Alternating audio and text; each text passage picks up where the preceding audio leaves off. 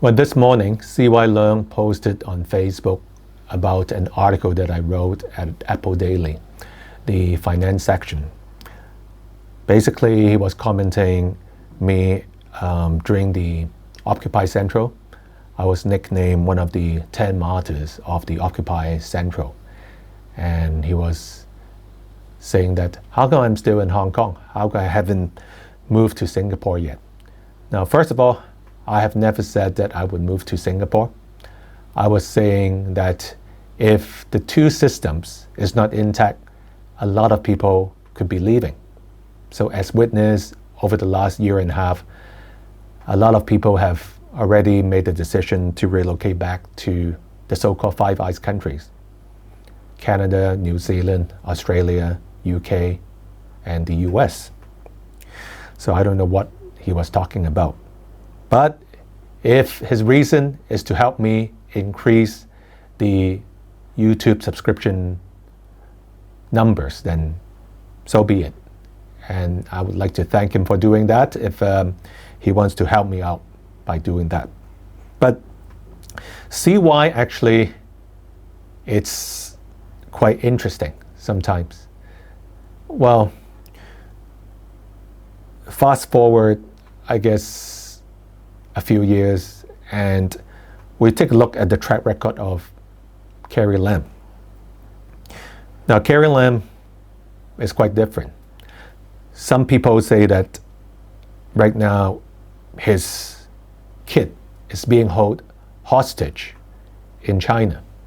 And when the US government is having sanctions on the 11 government officials from Hong Kong and mainland China, Carrie was actually not too happy about it. And, she has a lot of pride inside of her.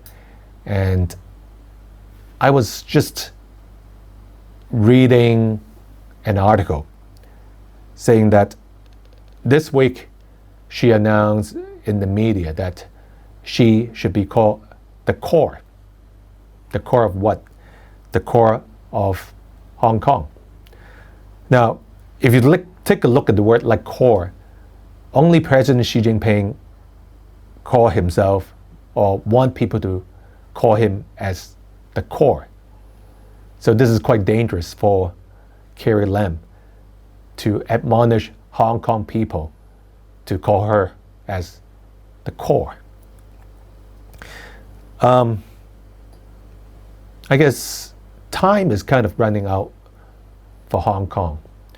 If every month, under the enactment of the national security law, they like to drop another bomb, some sort of a nuclear bomb, to Hong Kong. And the most recent one was that they mentioned the separation of powers does not exist in Hong Kong, meaning the administrative, judiciary, and legislative, these three different pillars, they don't exist. They don't have the so-called separation of powers. Now, a lot of people were kind of shocked about it because Hong Kong should not be ruled according to what Carrie talked about, executive order, yes, but not executive control. No one believes that the chief executive is having absolute power over the three pillars. So that caused a lot of people have grave concerns about the future of Hong Kong. Now, I also would like to mention that for those people who have assets in Hong Kong, it is not a bad idea to open up offshore accounts if you haven't done so. A lot of super rich and also the mass affluent have done it since the extradition bill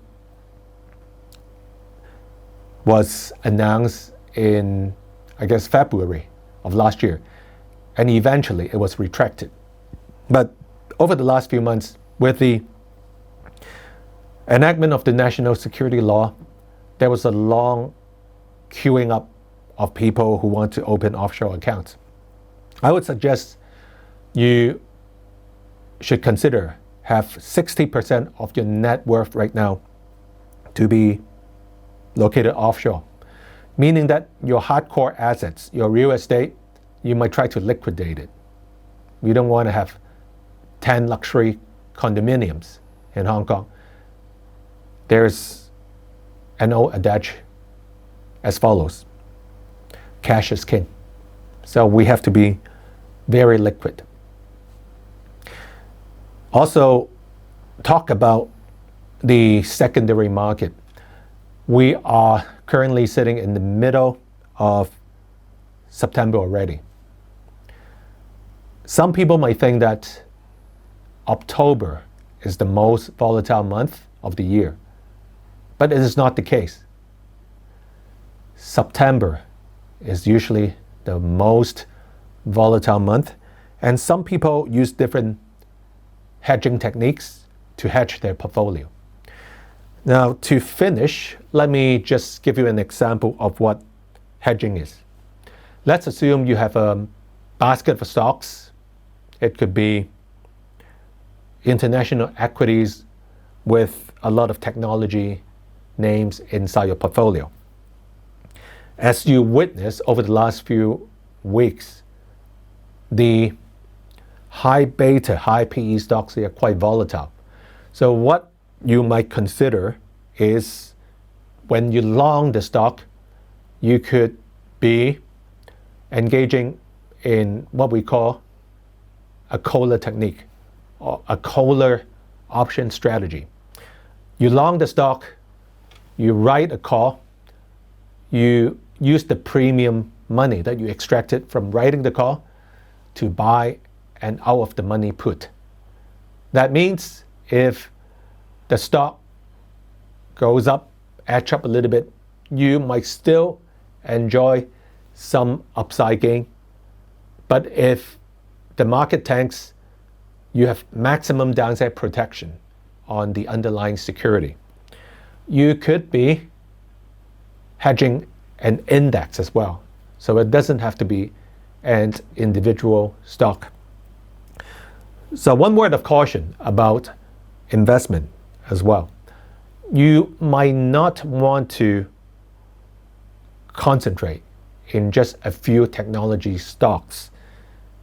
Of course, like you could make an argument saying that all these high beta stocks, they have performed quite well. Think about some big names from 20 years ago.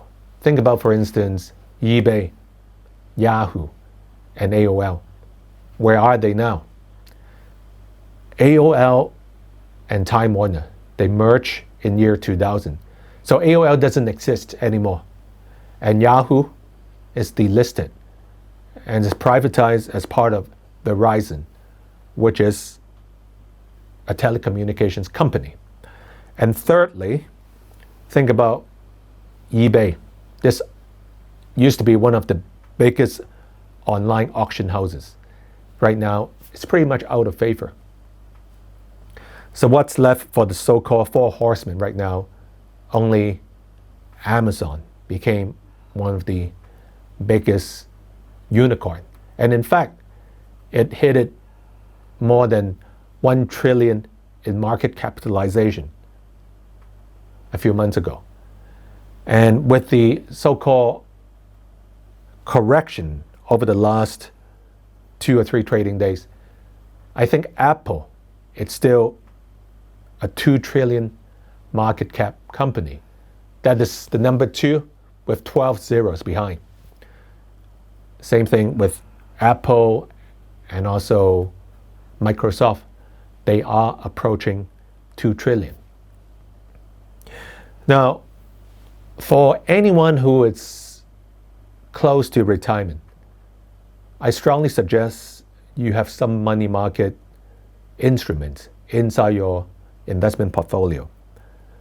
you will not have a lot of yield, meaning not a lot of interest out of it, if it is something that is pretty much expected, right? Or you go into term deposits. Sometimes doing nothing is doing something. So next question you might have is, what is doing nothing? In fact, sitting cash doesn't mean it's doing nothing. Sitting cash sometimes means that you are avoiding the market turmoil, so you could come out stronger. Now, going back to the political situation in Hong Kong, once again, I believe in the free Hong Kong. A free Hong Kong to us means that we cherish the democracy that we have. We cherish the freedom of speech and freedom of assembly, which is difficult to see now in Hong Kong under the NSL. Our prayers are with those who are now being detained, whether in Hong Kong or in China. Our prayers should be with those demonstrators who are treated unfairly. Hong Kong needs justice, and may the force, the power of democracy and righteousness be with us all. Thank you.